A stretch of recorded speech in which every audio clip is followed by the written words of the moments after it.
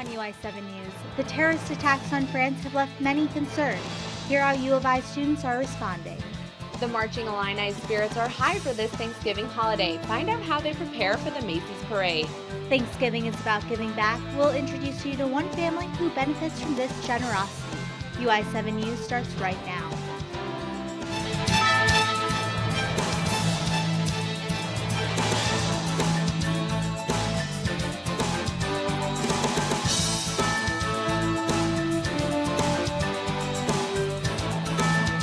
From the Richmond Journalism Teaching Studio at the University of Illinois campus, UI7 News, your U of I news source.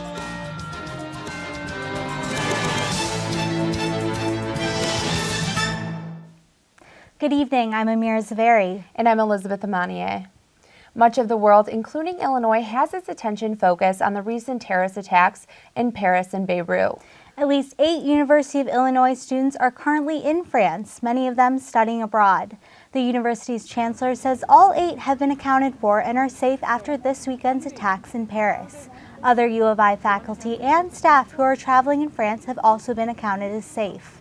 Thousands of flowers and candles have been left at the attack sites around Paris. An Islamic State group has claimed responsibility for the attacks on Friday that killed 129 people and left more than 350 others injured. Here on campus, students in the French department are planning a vigil to remember the victims of the attacks in Paris, Beirut, and across the globe. The vigil will take place at the main quad tomorrow at 6 p.m. This event is to honor and remember the innocent victims and families affected by the acts of terror. More than 200 people are expected to attend to show their solidarity with France. The violent attacks and deaths in France have many Americans wondering what the U.S. should do now. Today, UI7 News asked students and others on campus what the next step should be. Act immediately. I think the President's reaction in Paris was effective. He didn't wait around to get everybody else's opinion. He took action right away. We need to take action. It's going to happen here, and it's going to happen really soon. Like this happens all the time in other countries, and even though we pay particular attention to this one in France right now, we should still be aware that stuff like this is a norm for other countries, and we should take that in also consideration as well. I think that the United States should take a much more firmer stance. I already know that France and Russia have already started attacks, so I think we should start following suit. Improving intelligence and sharing intelligence with other countries, Russia, France, and all that, because as you can see, ISIS is pretty much attacking anybody, so it could be us next time. Thank you. One other student says he believes the U.S. should not interfere. The Illinois governor isn't waiting to take action. Governor Bruce Rauner is stopping the flow of Syrian refugees into Illinois. The land of Lincoln is one of several states that will temporarily stop accepting refugees from Syria. The governor says the decision will help ensure the safety and security of Illinois citizens. Investigators in France believe at least one of the attackers used an illegal Syrian passport to gain entry to France. Some humanitarian groups question whether governors have the right to prevent the refugee program from going forward. Meanwhile, back on campus, the Illinois Student Senate is holding a public forum tonight to discuss upcoming initiatives. And sexual assault is still a big concern on campus. External Vice President of the Illinois Student Senate, Matt Hill, joins us now. Hi, Matt. Hi, thanks for having me tonight. How are you doing? Good, how are you guys? Good. So what's on the agenda tonight for Illinois Student Senate meeting? So tonight we have a public forum where any student can come out, voice their concerns, give us questions, and we're also going to have a State of the Student Body address delivered by the Student Body President, Mitch Dickey. He's going to touch on a few things like sexual assault, race relations on campus, as well as the pending budget crisis going on in our state. Okay, great. Great. So the Illinois Student Senate meeting is tonight at the Union from 7 to 8:30 p.m. Now, I hear that you've handed in your resignation letter of notice. What are you hoping that Illinois Student Senate can kind of focus on or move towards as the more important initiatives moving forward? Yeah, so myself and our other vice president are resigning, and we're going to be focusing on transitioning the new vice president. However, one of the big things we've been working on this semester is actually dissolving the Student Senate and approving a new constitution by a referendum, so students will vote on it, to form the Illinois student government. So as we sort of wind down our tenure and even elect new officers for our replacements, some of the big upcoming things is going to be figuring out a way to form this new government and make sure that we get students to turn out to vote and support this new government. Great.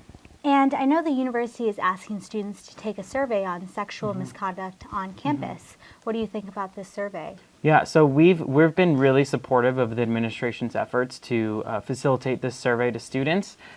We need students to speak up and tell the administration what their experiences with sexual misconduct are. This is an opportunity for all students to voice their opinions and their experiences to the administration so that the campus can make decisions about policies and programs that will help eliminate sexual misconduct from our campus. Great. Thanks, Matt, for joining us today. Thank you. No problem. Thanks for having me. On this week before the Thanksgiving travel season, there's good news about gasoline prices in Illinois. GasBuddy.com reports gas is well below $2 a gallon at many stations downstate, as low as $1.75 a gallon. That's down 75 to 80 cents a gallon from this time a year ago.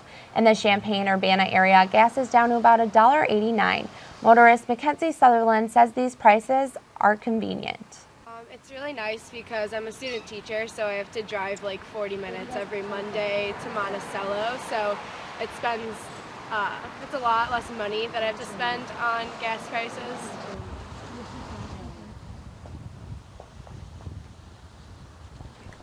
The lowest gas in Illinois is in Oakville, Illinois, in southern Illinois at $1.74 a gallon. The highest is in the city of Chicago at $3.59 a gallon. The holiday season is always the busiest for food banks and organizations. One Urbana family is more than thankful for a local food drive. UI7's Frida Gomez joins us now. For the second year in a row, Carvel Frank is a recipient of the Stone Creek Church Food Drive. He and his family are very thankful.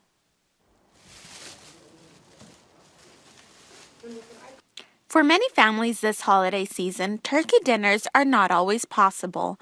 But thanks to the Office of Volunteer Programs, which supplies Stone Creek Church with food baskets, families such as Carvel Franks are able to receive food donations every year. Frank says that there are 1,000 reasons to be thankful for this holiday season. You get enough just to pay your rent, and the churches come through like God, like it says in the Bible that God wants us to help those in need, and I just feel like that's a good thing that they do. With many other food banks and organizations hosting food drives, getting donations is not always easy, but OVP program assistant Lindsay Okazaki says it's proving to be another successful year. Hearing about other drives that were going on at the same time, not knowing if people would still participate this year, and then seeing just today the flood of baskets was a relief and a really great sight to see when I came in. Okazaki adds that in honor of National Hunger and Homelessness Awareness Week, their annual basket drive is also an effort in combating hunger. Through donations of non-perishable items such as corn, thousands of families in the community are helped every year. But the basket drive does more than simply provide families with food donations. For Frank, seeing his kids' reactions when he brings food home is priceless. We put it in there, and they was happy, and they ate a whole box of cereal. As soon as they came in, "Oh, Daddy, we got Cocoa Puffs. Can we eat them? Can we eat them?" Donations go a long way to helping Frank and his family stay joyful this holiday season. In Urbana, Frida Gomez, UI7 News. The Marching Illini look forward to more than just the feast on Thanksgiving. See how they prepare for their debut in the Macy's Parade. 2 years ago today, a tornado struck Gifford. Find out how people look up from the path. Fire investigators are still trying to determine what caused a fire in downtown Champaign. The fire caused a popular tavern to temporarily close its doors. UI7's Jennifer Lenzini has more. The Tumble Inn is back in business after a fire struck early last Friday morning. Captain Roger Cruz and the Champaign Fire Department were the first on the scene after the flames broke out. About 5 a.m. we were called for a working fire at the Tumble Inn over on Neal Street, and we responded over there and found on our arrival we had heavy smoke showing from the roof area and looks like from the rear of the building. The fire department acted quickly on the scene, and the Tumble Inn at Neal and Marshall Street was able to reopen within 48 hours. Unfortunately, the vape shop next door has yet to open its doors. The fire began here at a local vape shop, destroying windows and doors, causing the business to shut down for the time being. Unfortunately, the fire spread here to the Tumble Inn. After hours of investigation, the origin of the fire is still unknown. The captain cannot even conclude if it was a purposeful act or just an unfortunate mistake. I have no idea. There's no way from our vantage point at this time to tell, what caused it. The fire department acted quickly on the scene, and the Tumble Inn at Neal and Marshall Street was able to reopen within 48 hours. Unfortunately, the vape shop next door has yet to open its doors. In Champaign, Jenny Lanzini, UI7 News. Meanwhile, on campus, fall break usually means a relaxing time for many U of I students, but not for the Marching Illini. They'll be marching in the Big Apple next week with millions of people watching. UI7's Sue An has the story. Now, we are the biggest band in the Macy's Parade. And we sound like the smallest. Thanksgiving is getting closer, and that means nerves for the Marching Illini. The band will perform at this year's Macy's Thanksgiving Day Parade for the first time. They will be performing in front of 3.5 million live spectators, plus the 65 million viewers watching from home. And boy, they are so excited. People are already talking about like, oh, I have to go get Mariah Carey's autograph. They're all super excited. The energy is super high because we've never done anything like this before, as far as I know. Marching Illini director Barry Hauser says it's his 7th time playing at the Macy's Parade, but it doesn't make it any less intimidating, especially because they are playing with Santa Claus. We've been given the coveted spot of bringing in Santa Claus, so we'll have quite a bit of wait time. We're scheduled to be on NBC in Herald Square at 11:54 Eastern Standard Time or 10:54 Central Standard Time. And so we bring in Santa Claus, and then that's the conclusion of the parade. It won't be easy trying to get nearly 400 people to travel from Champaign to New York. That's why the band needs 7 charter coaches and 1 equipment truck. They will leave on Sunday at noon. This is called a sousaphone, and when the team is traveling to New York, this will have to be put in a separate van because it takes up so much space. Here comes Santa Claus, ho ho ho! The Marching Illini will add a short creative section to its Herald Square routine to introduce Santa Claus. Here comes Santa Claus, ho ho ho! In Champaign, Sue An, UI7 News. Today marks the 2-year anniversary of the Gifford tornado that damaged the community. The people of Gifford have weathered the damage and they're looking to move on and forget. Only a handful of residents experienced minor injuries. No one in Gifford was killed. More than 70 homes were either severely damaged or destroyed, leaving families to pick up the pieces. It's been 2 years of restoring and rebuilding in Gifford. Last year, residents came together calling themselves Gifford Strong. Today, there were no major events marking the anniversary of the tornado. They've installed a new water tower, a new village office, and even a new welcome sign. The community has even seen a rise in enrollment in Gifford Grade School as more people are moving in the area. The Gifford community is not looking back. The first glimpse of winter will be here this weekend. In case you aren't ready for the weather, UI7's Jonathan Nani brings you some tips on how to prepare. Yesterday and today have been cold and rainy in central Illinois. It's just starting to feel like winter, but preparation for this wicked weather has been going on for months. Winter weather prep is almost a year-round process for us. We're looking for salt purchases, making sure all of our equipment's working, and then as it gets closer to the time we're expecting snow, we're out testing equipment, driving routes to make sure there's no new obstacles that have happened. Thinking ahead of schedule helps keep the streets clear. Well, there's a few different things that we do. We try to pre-treat when we know that there could be some potential freezing. And so we use chemicals like calcium chloride and things like that, which lower the freezing point of the pavement. It also takes communication and teamwork to help conquer winter weather. Stephen Breitweiser from Facilities and Services says it's a big part of keeping campus accessible. And so we always ask for the help of people on campus, that if they have an area that they have a question about or they're concerned about, to give facilities and service a call. That way we can relay that information to the people who are directly out in the field, who can evaluate those conditions and see how they can best move forward as far as addressing it. It won't be long before this rain turns into snow. No matter the weather, it's always good to be prepared. All these different groups are coming together collaboratively and working together to make sure that campus is open and accessible for students, faculty, and staff. Even with teams working tirelessly to provide ideal conditions, you always need to be alert in this type of weather. First and foremost, we want people to be safe, so whether they're driving their own car, be aware of your surroundings. Make sure to keep in touch and stay safe this winter. In Champaign, I'm Jonathan Nani, UI7 News. Well, I was not ready for the rain today, and I don't think I'm going to be ready for any snow coming here shortly. Yeah, I'm really not looking forward to the snow. We'll be back to check on your weather forecast right after a short break. Time now to check in with UI7's Alyssa Reggae for a look at weather for the week ahead. Stepping outside today, it's a little gloomy, a little rainy, and later in the week we're going to see some snow. But just for today, we're going to worry all about the rain. As you can see all across the Midwest over here, there's a giant wall of rain, and it's going to continue on for most of the day and into tomorrow. In our national radar, you can see that rain again all throughout the Midwest, and in Colorado you can see snow as well, as they have their first snowfall, and it hit southern Nebraska and a little bit of Kansas as well.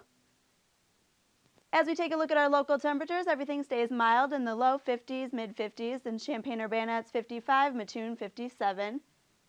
As we continue on into the Midwest temperatures, all of it stays in about the 60-50 range. Champaign-Urbana again 55, Chicago 55. Paducah down south in Kentucky is all 70 degrees, nice and warm for you down there. As we continue on into the national temperatures, again in the Midwest, it's lower temperatures. As you can see in Minneapolis, it's 49. Denver 31, again, that's where the snowfall hit this weekend. And into tonight, we're going to see thunderstorms and rain for about most of the night and turning into tomorrow morning. 57 as a high right now and winds at about 25 miles per hour. Tomorrow, you can see the same thing again, light rain moving on up into the morning and ending around 9 a.m. tomorrow. High of 61. Again, winds kind of fast, so make sure when you go outside you have that jacket on. And in our 5-day forecast, you can see that temperatures slowly go down at the end of the week. Tomorrow you see about 61. Thursday is your only solid day at about 50 degrees and sunny. And as we continue on, you're going to see snow moving in at around late Friday evening into early Saturday morning. So if you plan on traveling back home for the weekend, make sure you drive safe and watch out for those icy roads. So if you're leaving campus on Saturday morning, look out for some snow. Yeah, I hope students keep safe out there on the road. Thanks, Alyssa. UI7's own Charlie Nasso is here now with a look at sports. We'll take a look at how the men's basketball team is shaping up this season and how the Illini football team looked against the Buckeyes. Coming up next in sports.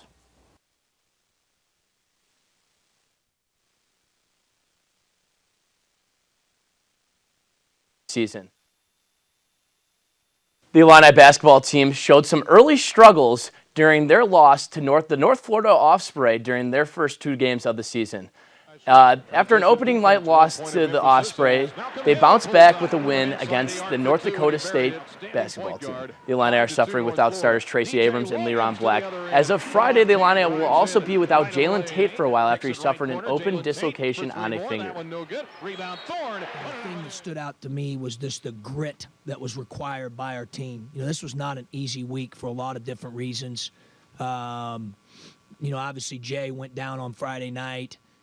I mean, I would just say what's done in the offseason is kind of year to year. You can see improvements or lack thereof, and I think we've just been working as a team. Looks like he wants to shoot it all. The Illini are getting set for a matchup with the Providence Friars tomorrow night at 6 in Providence, Rhode Island. The Friars are currently 1-0 after a win versus Harvard. This game is part of the Gavitt Tip-Off Series. The Illini will then return home. They're home away from home in Springfield on November 21st to take on Chattanooga. This Friday, an Illini legend will be inducted in the National Collegiate Basketball Hall of Fame. No Nazi Brown and his iconic cornrows, Coach Lou Henson will be showing his bright orange blazer off at the Hall of Fame. Henson had a 21-year career highlighted by his 1989 Flying Illini team that advanced to the Final Four. Henson won 779 games as head coach, which puts him at 16th all-time on the NCAA wins list. The Fighting Illini men's basketball team announced its signings last week. The recruiting class is centered around Tajon Lucas. ESPN calls him a three-star guard. The Wisconsin native is a true point guard who is also being recruited by schools such as USC and Wisconsin. The Illini also got a surprise with the signing of Kipper Nichols, who was released by Tulane on September 21st after not enrolling in fall classes. Nichols is a three-star, 6'6" wing from Ohio. Huff Hall was packed Saturday night for the Illini women's volleyball game against Rutgers. The Illini dominated the Scarlet Knights in a 3-0 landslide. After an early tie in the opening set, the Illini went on a 14-0 serving run, started by senior Allie Stark to put away the set. Senior Jocelyn Burks once again led the team in kills and claimed her 10th double-double of the season.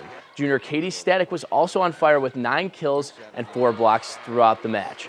The Illini improved to 18-9, and they will continue their 3-match homestand tomorrow night against number 11, Wisconsin.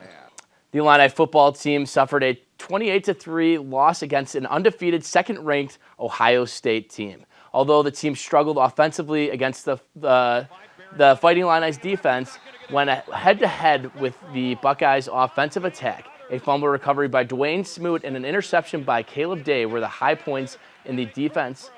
Smoot also registered a sack, and the team as a whole had 6 tackles for a loss. Despite the loss, head coach Bill Cubit said his guys are still playing with passion.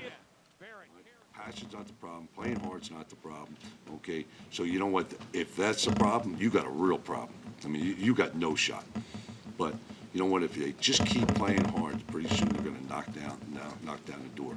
All right. The Illini head to Minnesota this weekend to try and become bowl eligible for the second year straight against. That wraps up today's look at sports. Let's take it back to the studio with Liz and Amira. Thanks, Charlie. A different Charlie, actor Charlie Sheen, made a big revelation today on NBC's Today Show. That's part of today's Hollywood Minute. Actor Charlie Sheen is expected to tell the world Tuesday that he is HIV positive. He's opening up in an interview on the Today Show. A Hollywood publicist says Sheen is getting treatment, and a lot of people in his life know about his condition. Sarah Palin finally speaking out about her daughter Bristol's second unwed pregnancy. The former governor of Alaska says she can't wait to welcome her granddaughter. Bristol announced her pregnancy 1 month after abruptly calling off her engagement in May. And get ready for the return of AMC's Better Call Saul. Coming off one of the highest-rated rookie seasons in cable history, the Breaking Bad spin-off will return for Season 2 in February. For Hollywood Minute, I'm Andy Rose. So I can't believe we're expecting snow this week. I know, rain today and then snow just a few days ahead. I can't believe it's gotten that far already. How about this weekend's weather? I just can't believe that there's going to be snow. I mean, it is November, but I just didn't expect it as so soon. We're expecting it. Well, we'll be gone for Thanksgiving break, so we'll see you in a couple of weeks, So that wraps up tonight's edition of UI7 News. We're off next week for fall break, so we're back 2 weeks from tonight. Until then, have a great Thanksgiving. Good night.